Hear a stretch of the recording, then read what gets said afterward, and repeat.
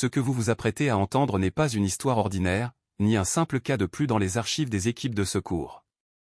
C'est un événement qui a scindé à jamais la vie d'une famille en deux parties, l'avant et l'après.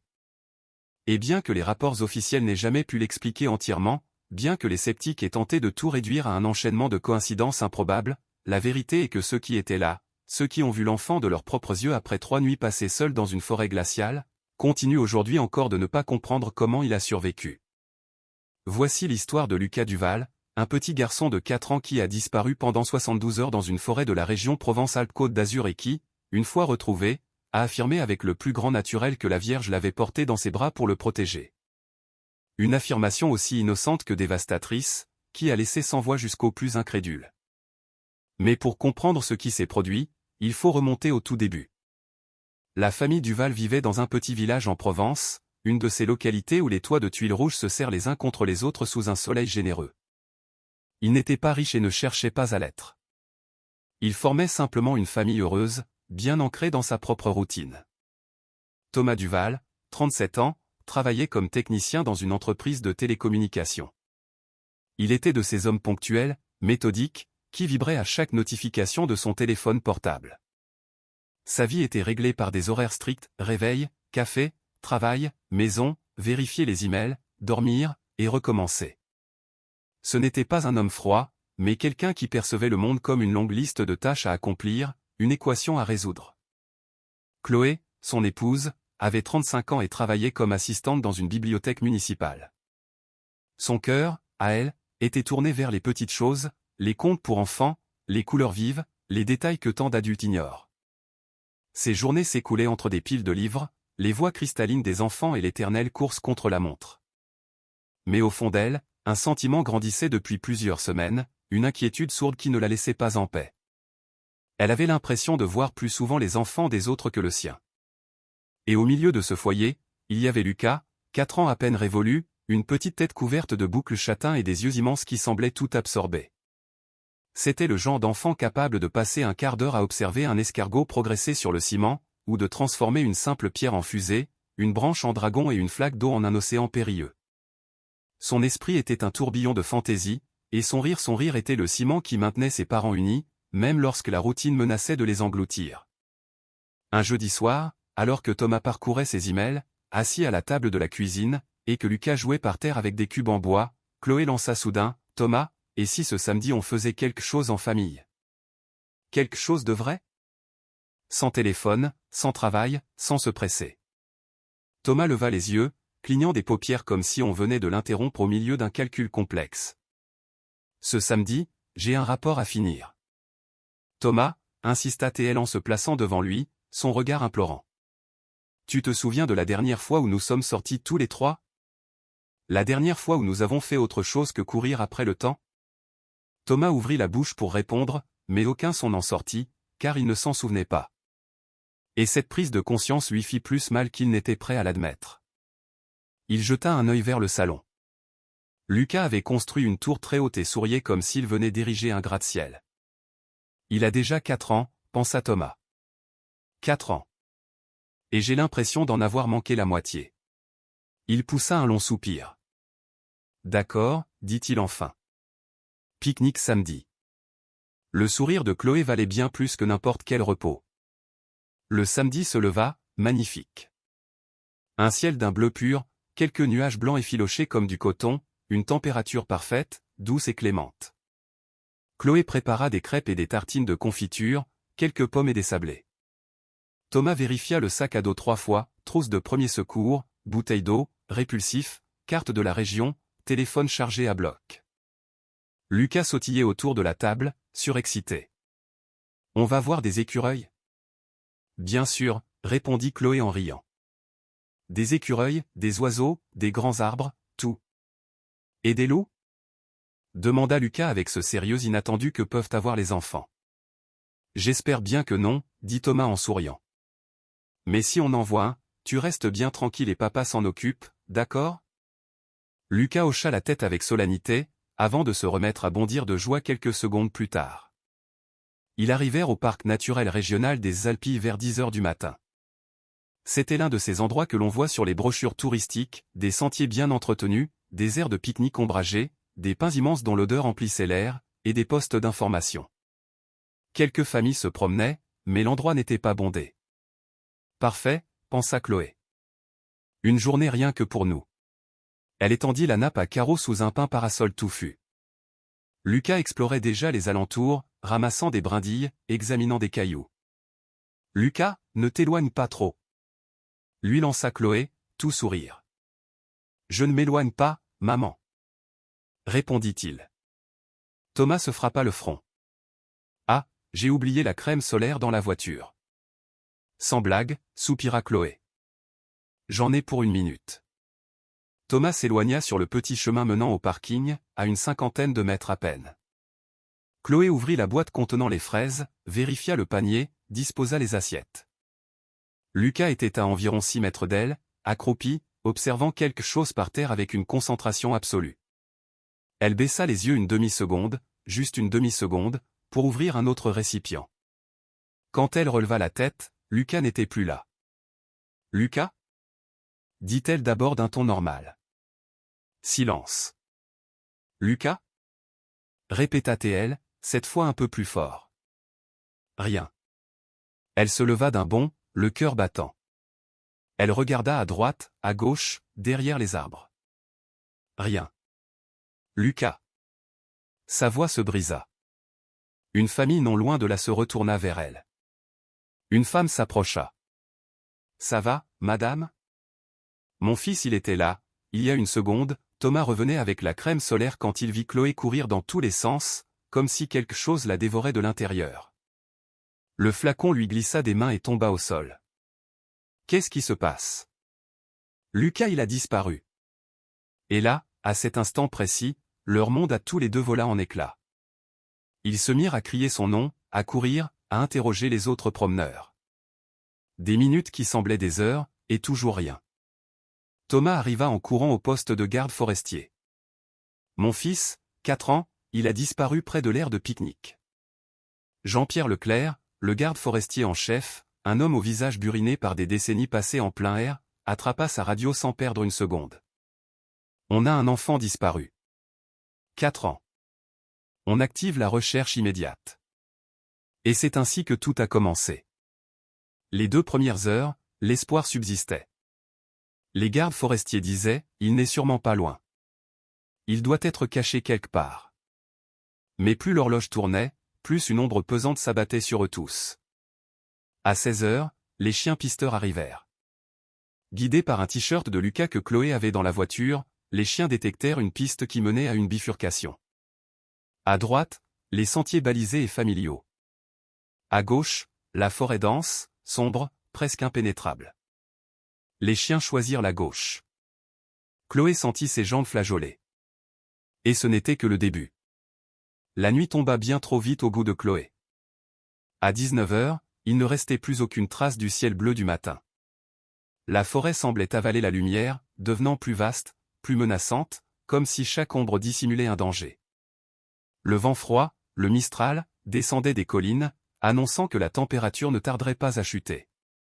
Et Lucas, son petit Lucas, ne portait qu'un t-shirt léger à manches courtes et un petit pantalon.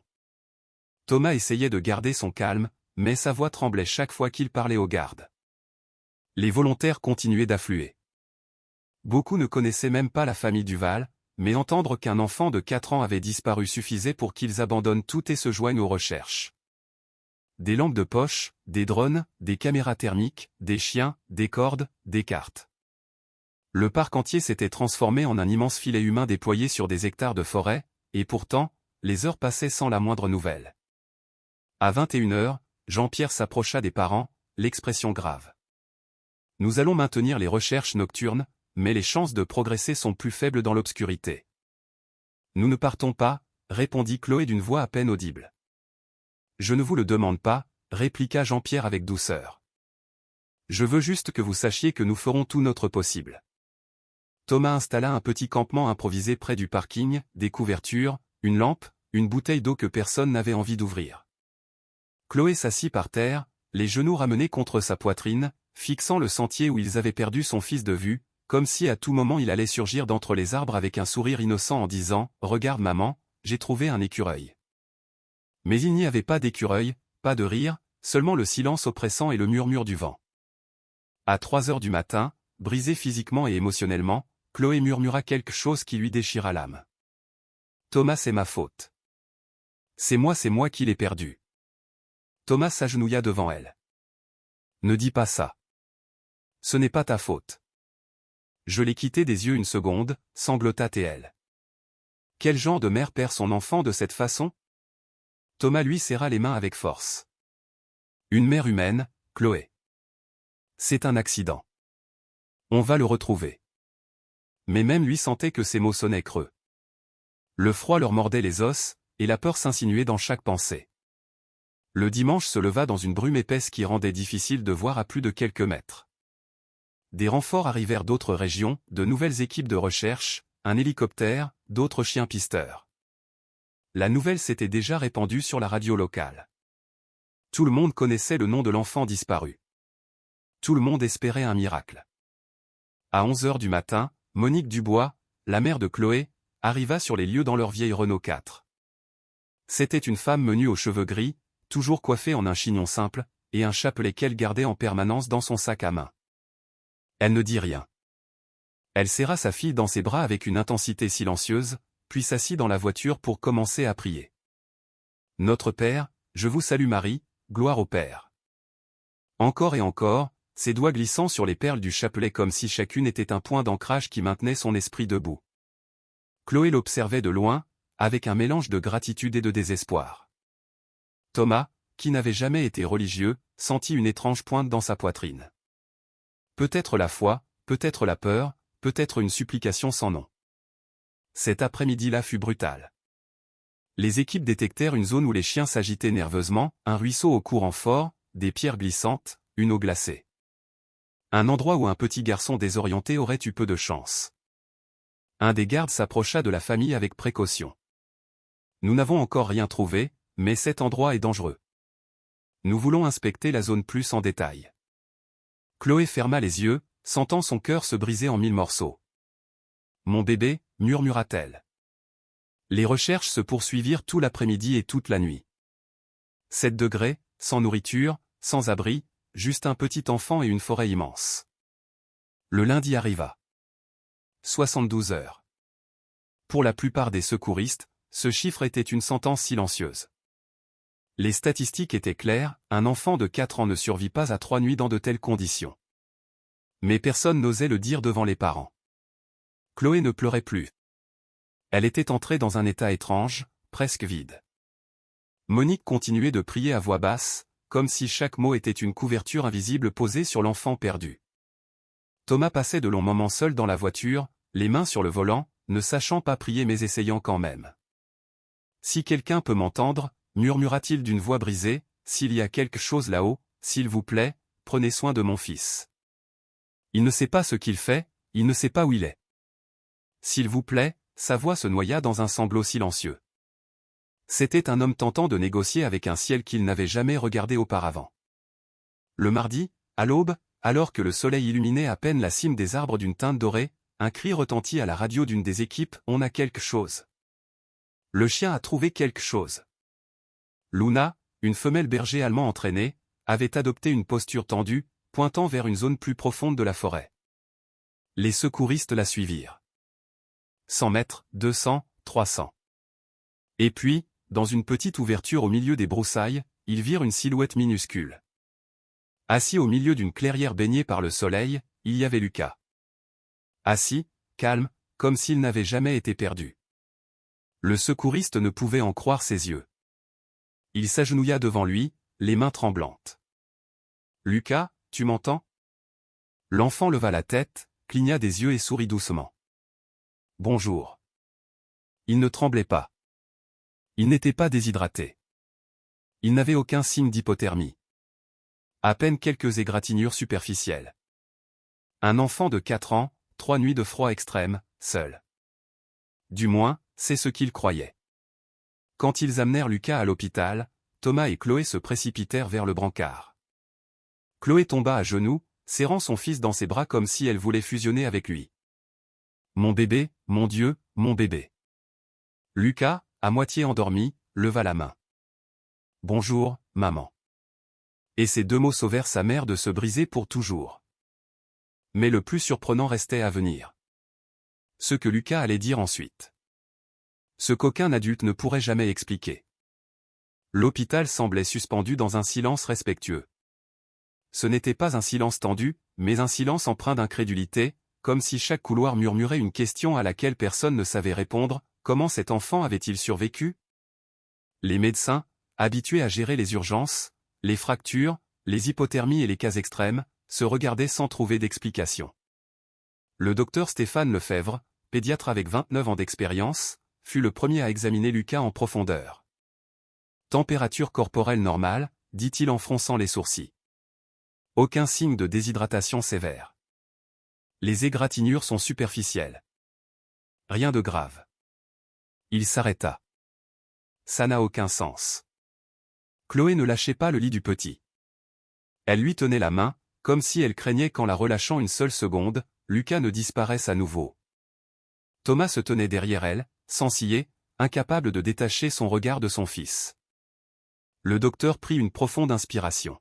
« Vous voulez me dire, fit-il en cherchant ses mots, que Lucas a passé 3 nuits entières dehors, sans abri, sans nourriture et que c'est comme ça qu'on le retrouve ?» Thomas déglutit.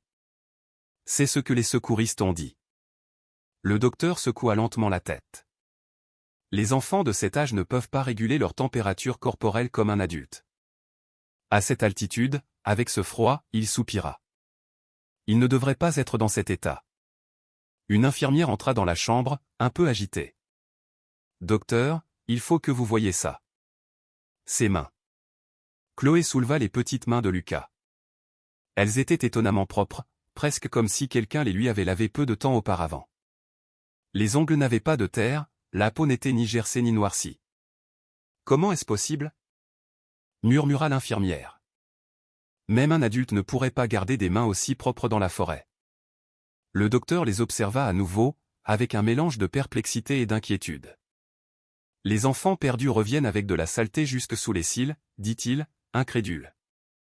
Mais lui, c'est comme si quelqu'un avait pris soin de lui. La phrase tomba dans la pièce comme un poids invisible. Chloé sentit un frisson lui parcourir l'échine. Thomas croisa les bras et regarda son fils avec une expression nouvelle, indescriptible, quelque part entre le soulagement, la peur et l'émerveillement. Cet après-midi-là, après que Lucas eut mangé un peu et dormi, une psychologue pour enfants arriva à l'hôpital pour lui parler. Elle s'appelait Sandrine Moreau, une femme à la voix douce et aux gestes lents. « Bonjour, Lucas » salua-t-elle en s'approchant du lit. « Je m'appelle Sandrine. Je peux m'asseoir et parler avec toi ?» Lucas hocha la tête, jouant avec le bord de la couverture. « Comment te sens-tu » ? Fatigué, répondit-il avec une sincérité enfantine. « J'imagine. On m'a dit que tu avais beaucoup marché. » « Oui, j'ai marché parce que je voulais trouver maman. Mais après, je me suis perdu. » Sandrine prit des notes. « Tu as eu peur » Lucas hésita un instant. « Seulement quand il a fait nuit. J'aime pas le noir. »« Et qu'as-tu fait, alors ?» ?»« J'ai pleuré, » répondit-il sans aucune honte. « Au début, j'ai pleuré. Et après, » Lucas leva les yeux. Ses prunelles étaient immenses. « Après, elle est venue. » Sandrine haussa un sourcil avec douceur. « Elle ? Qui ça, elle ?»« La dame, » dit Lucas comme si c'était une évidence.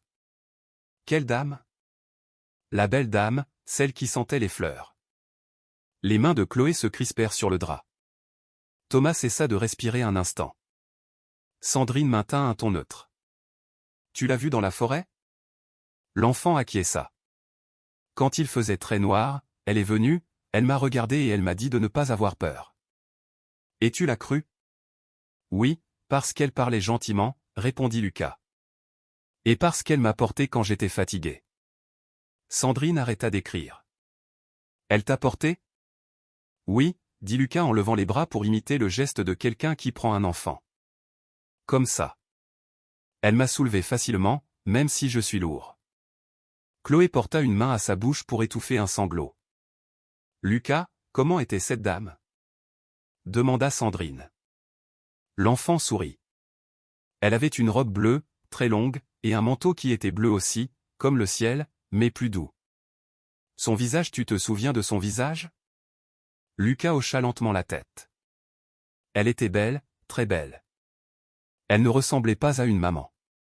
Elle ressemblait aux dames sur les tableaux que mamie a sur le mur.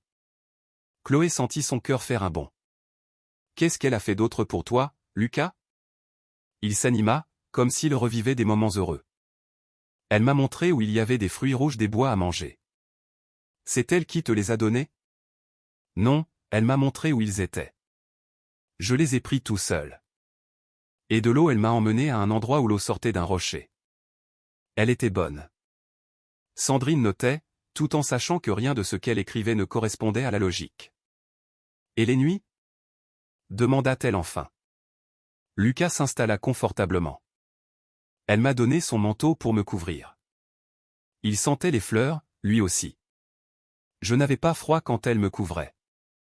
Thomas s'appuya contre le mur comme si ses jambes ne pouvaient plus le soutenir. Des larmes silencieuses coulaient sur les joues de Chloé. Sandrine referma son dossier. Et elle est restée avec toi tout le temps? Les 3 nuits, répondit-il sans hésiter. La psychologue se leva, essayant de rester professionnelle. Merci, Lucas. Tu as été très courageux. Quand ils sortirent de la chambre, Thomas et Chloé suivirent Sandrine dans le couloir. Qu'en pensez-vous? Demanda Thomas d'un fil de voix. Sandrine prit une profonde inspiration. En cas de traumatisme, certains enfants inventent des figures protectrices pour se sentir en sécurité. C'est un mécanisme de survie émotionnelle. Vous croyez qu'il a tout imaginé? Murmura Chloé. C'est possible, dit Sandrine, bien que son regard trahît une incertitude. Les enfants ont une imagination très puissante. Mais la perplexité dans ses yeux la démentait. Quelque chose dans l'histoire de Lucas ne cadrait avec aucun mécanisme psychologique connu. Rien de ce qu'un enfant si jeune avait raconté n'aurait dû être aussi détaillé. Rien n'aurait dû être aussi réel. Et pourtant, ça l'était. Trop. Les parents retournèrent dans la chambre, l'esprit assailli de questions. Mais il restait encore une pièce à ce mystère, la plus déconcertante de toutes. Celle que personne n'attendait.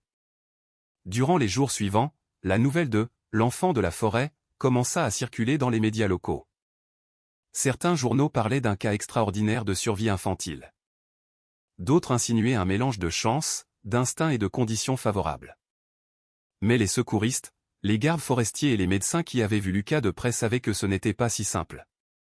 Rien dans cette histoire n'avait de sens d'un point de vue naturel. Rien.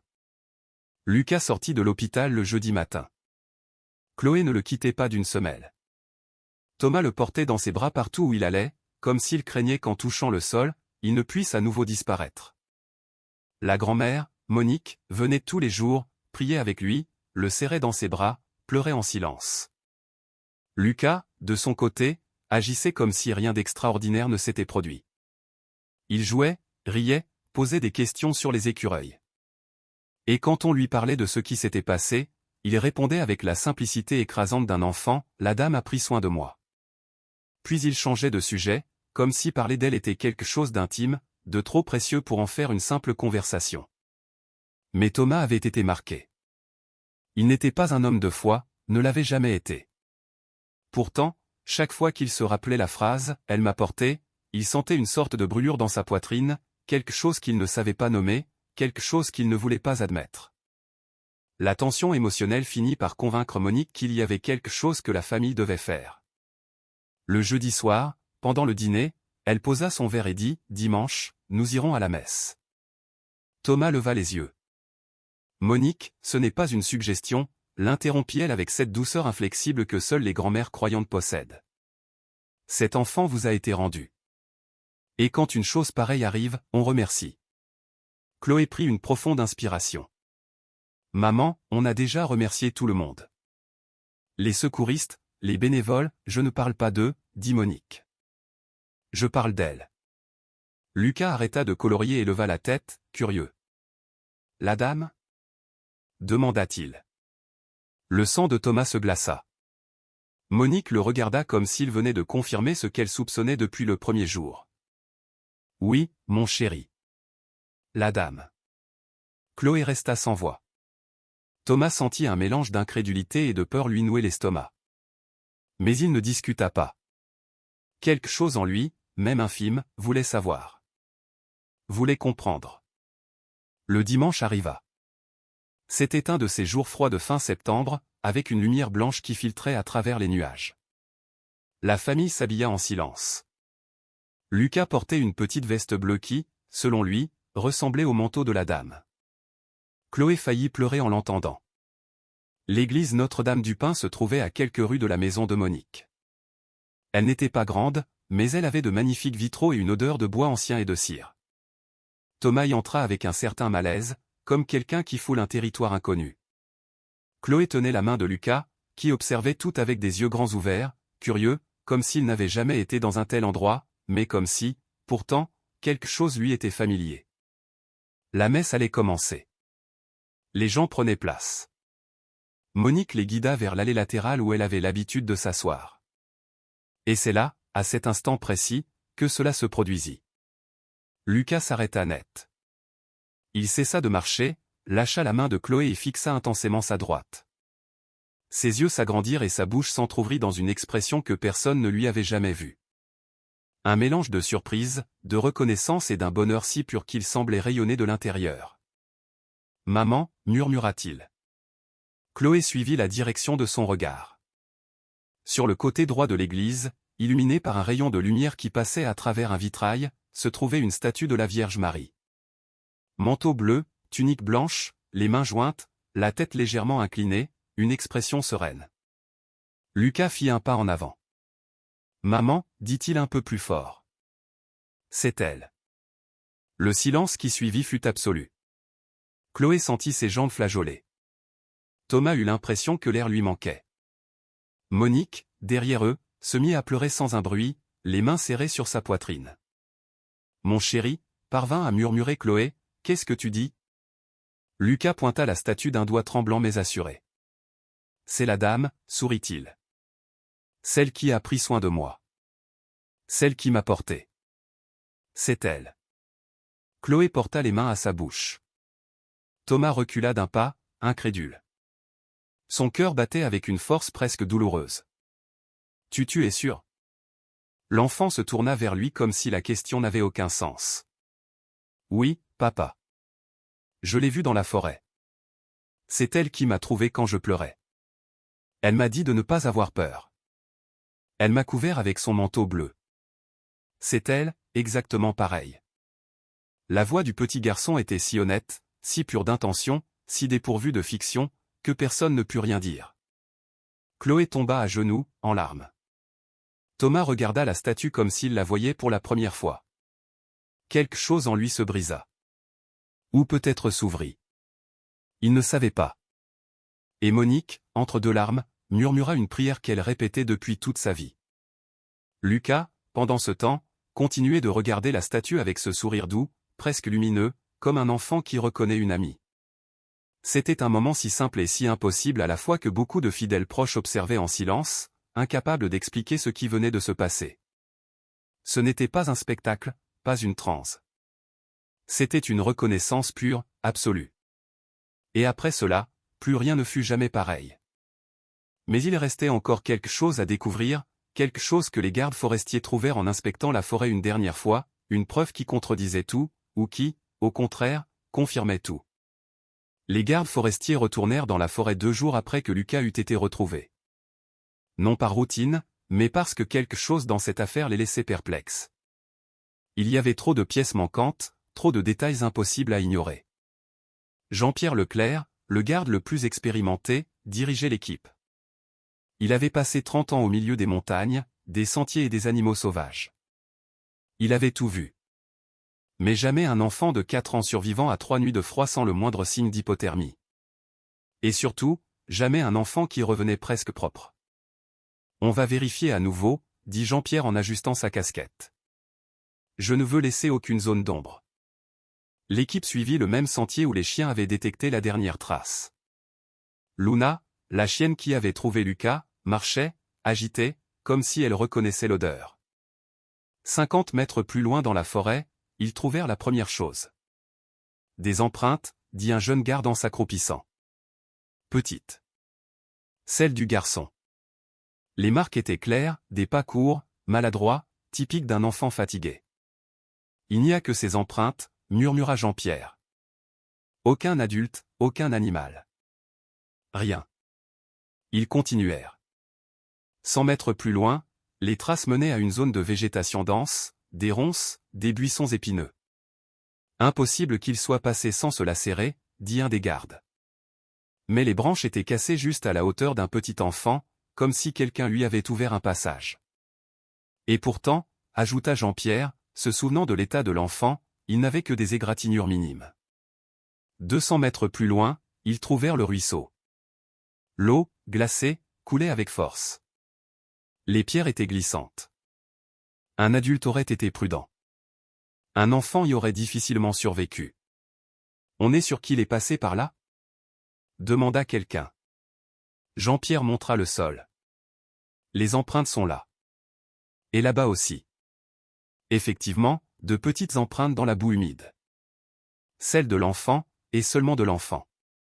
Aucune trace de pied plus grand. S'il a vraiment traversé seul, il a dû avoir terriblement froid. L'eau a dû lui arriver à la poitrine. Jean-Pierre ne répondit pas. 400 mètres après le ruisseau, ils trouvèrent une zone où poussaient de petites fraises des bois, cachées entre les rochers. Il a mangé ici, dit un garde. Jean-Pierre fronça les sourcils. Comment savait-il qu'elles étaient comestibles?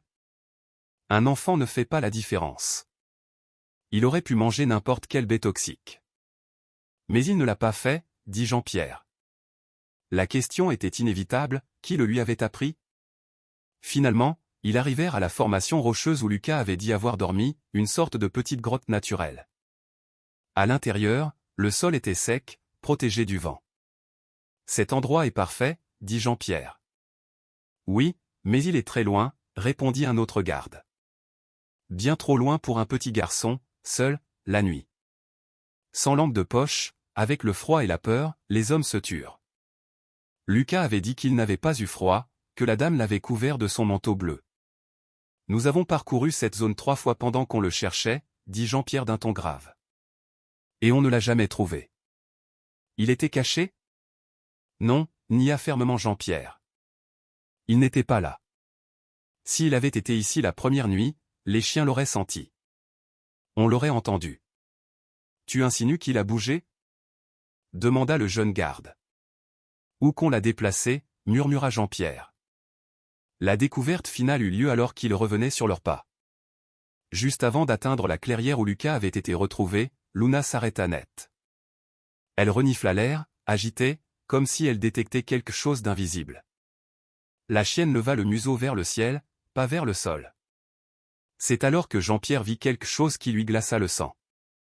Sur le sol, à quelques pas de l'endroit exact où Lucas était assis, il y avait une empreinte légère, presque effacée. Ce n'était pas une trace claire, mais elle était là. Un contour doux, délicat, allongé. Ce n'était pas un pied d'enfant, ni un pied d'homme. L'empreinte semblait plus petite que celle d'un adulte, mais plus grande que celle d'un enfant, comme si quelqu'un s'était tenu là, regardant Lucas. Mais la pression sur la terre était si légère, si subtile, qu'elle donnait l'impression d'avoir appartenu à quelqu'un qui touchait à peine le sol. Jean-Pierre s'accroupit, la toucha du bout des doigts. Il sentit un frisson. Ça ne peut pas être, murmura-t-il. Le jeune garde s'approcha.